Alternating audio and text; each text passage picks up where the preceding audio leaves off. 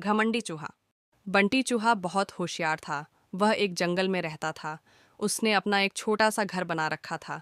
जंगल के पास एक घर था, उसमें एक छोटा सा बच्चा रहता था। उस बच्चे के पास लॉक बूट थे, लेकिन वह छोटे हो गए थे। उस लड़के ने वह फेंक दिए। बंटी चूहा, अरे ये जूते तो बहुत अच्छे हैं, मैं इसमें आराम से सो सकता हूँ। बंटी चूहा एक जूते को घसीट कर अपने घर के नीचे ले आता है। दूसरा जूता लाने की उसकी हिम्मत नहीं थी, इसलिए वह उसे ही साफ करके उसमें अच्छे से सोने का बिस्तर बना लेता है। फूलों से उसे सजाता है। बंटी बहुत खुश रहता था। जंगल के और जानवर उसे देखने आते थे। जानवर जब उसको देखते तो बंटी चूहा बहुत नखरे में अपने जूते पर चढ़कर बैठ जाता था। एक दिन नटखट कबूतर बंटी से मिलने आया। नटखट कबूतर, बंटी भाई बहुत सुंदर घर सजाया है, और इस जूते ने तो 4 चांद लगा रखे हैं। बंटी चूहा, सुन भाई, नज़र मत लगा, मैंने बहुत मुश्किल से इसे सजाया है। तुम जैसों की नज़र लगी ये खराब हो जाएगा। कबूतर, भाई मैं तो तुम्हें बधाई देने आया था, लेकिन लगता है तुम्हारा घमंड तो 7वें आसमान पर है।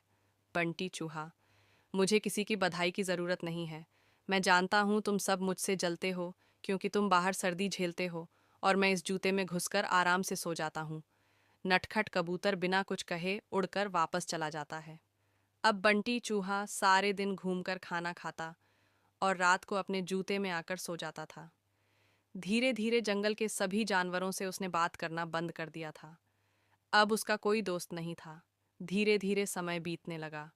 एक दिन रात के समय जंगल में तेज बारिश होने लगी। इस सब से बेखबर बंटी चूहा अपने जूते में आराम से सो रहा था। उसे बाहर के मौसम का पता नहीं लगा। बारिश का पानी बढ़ने लगा।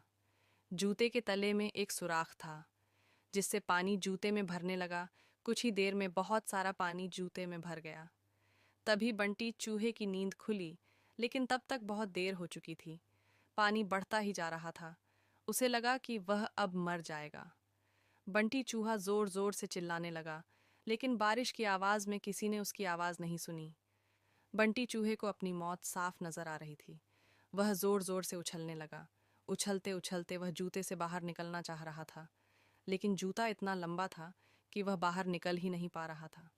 इधर दूर एक घोंसले में नटखट कबूतर अपने बच्चों के साथ बैठा था। नटखट कबूतर, बच्चों, लगता है किसी के चिल्लाने की आवाज़ आ रही है। कोई मुसीबत में है। उसने बाहर निकल के देखा कि आवाज़ उस जूते में से आ रही थी। वह तुरंत समझ गया कि बंटी चूहा जूते में फंस गया है। नटखट कबूतर बिना देर किए किसी तरह उड़कर वहां पहुंच गया। वह जूते के ऊपर बैठ गया। उसने देखा बंटी चूहा डूब रहा है। बंटी चूहा, कबूतर भाई मुझे बचा लो, नहीं तो मैं मर जाऊंगा। नटखट कबूतर, क्यों, तुम्हें तो इस जूते के सिवा किसी की ज़रूरत नहीं थी। बंटी चूहा, भैया बचा लो, मैं घमंड में आ गया था।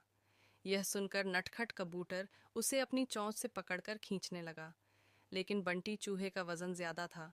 नटखट कबूतर उसका वजन उठा नहीं पा रहा था। नटखट कबूतर, भाई रुको, मैं अभी बाकी जानवरों को बुलाकर लाता हूँ। नटखट कबूतर जंगल में जाता है, लेकिन सभी जानवर बंटी चूहे की मदद के लिए मना कर देते हैं। तभी रास्ते में उसे कालू कौवा मिलता है।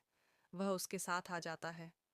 दोनों मिलकर बंटी चूहे की एक एक टांग चोंच में दबाकर उड़ जाते हैं और उसे ऊपर बने घर में रख देते। बंटी चूहा अपने किए पर बहुत पछताता है। अगले दिन वह जूते को खींचकर उल्टा कर देता है। उससे उसका पानी निकल जाता है।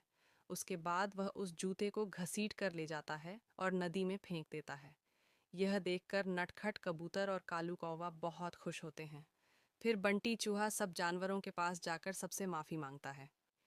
अगर आपको हमारी वीडियो पसंद आई तो हमारे YouTube चैनल CM2 कार्टून को सब्सक्राइब कर दो और घंटी वाले बटन को भी प्रेस कर दो।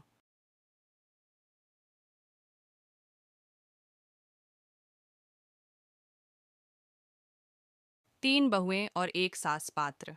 गौरी, सास उम्रदराज लेकिन समझदार रीमा। बड़ी बहू, नियमों की पक्की जूही। मंझली बहू, मस्तीखोर और थोड़ी लापरवाह संध्या। छोटी बहू, सीधी सादी और मेहनती। एक आम दिन गौरी देवी अपने आंगन में बैठी थीं।